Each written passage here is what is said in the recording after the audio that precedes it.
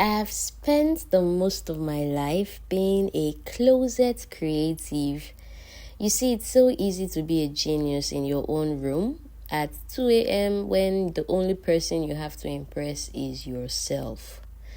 There is this kind of safety in that dark corner. You can mess up a stitch, ruin a fabric, or even forget a line, and it doesn't even matter. No one saw it. In the dark, you're allowed to be a masterpiece in progress, but the second you step into the light, that's when the real haunting starts. I've been running from a version of me that didn't have a voice for years. I still remember the first time I had to speak to a crowd. Just a simple special number. I climbed that podium, looked at all those eyes, and my heart just stopped. I didn't say a word. I just burst into tears and walked off. And that day, I convinced myself that being seen was a trap. So I went back to my quiet corners. I stayed hidden because I didn't think I could handle the weight of people watching me try. And you see, it's funny the things you notice when you're trying not to spiral. Like, why does this brake handle have blue crystals? Why is it made of blue crystals?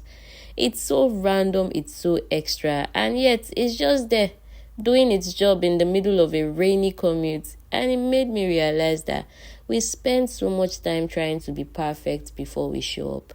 But the world is actually full of these unpolished, weird, beautiful glitches.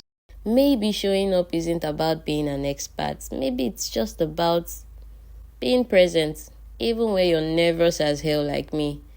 In my day job, I'm the manager and I know how to keep things moving. I know how to communicate with my team. That's a role I can play. But standing at the front of a classroom, man, that's vulnerability. You're asking people to trust you with their time while the little girl on the podium is still screaming in the back of your head. It's easily the most aggressive form of growth I have ever had to put myself through. But then I looked at my students and, well, I would say something shifted. I wasn't seeing a jury, I was seeing a mirror. Seeing the way they leaned in, the way they interacted, the way they asked questions, and the way they were so focused on learning. It reminded me that we are all just trying to do stuff at the end of the day. To my students watching this, you probably didn't know I was shaking inside, right? But your energy was actually my anchor. You weren't there to catch me sleeping. You were there because you have the same hunger to grow. Whenever you engage, whenever you struggle with a new skill, just keep going anyway. You're giving me permission to be a work in progress too. And guess what? We're in this together. So if you're hiding a talent because you're waiting to not be scared anymore, please stop waiting.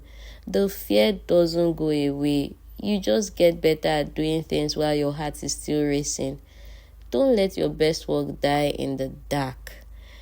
Go out there. Let them watch. What's the best that can happen? I know you're used to what's the worst that can happen. But have you thought of the best that can happen? Anyways, that's day one, guys. Catch you in the next one. Before you go, hit that subscribe button.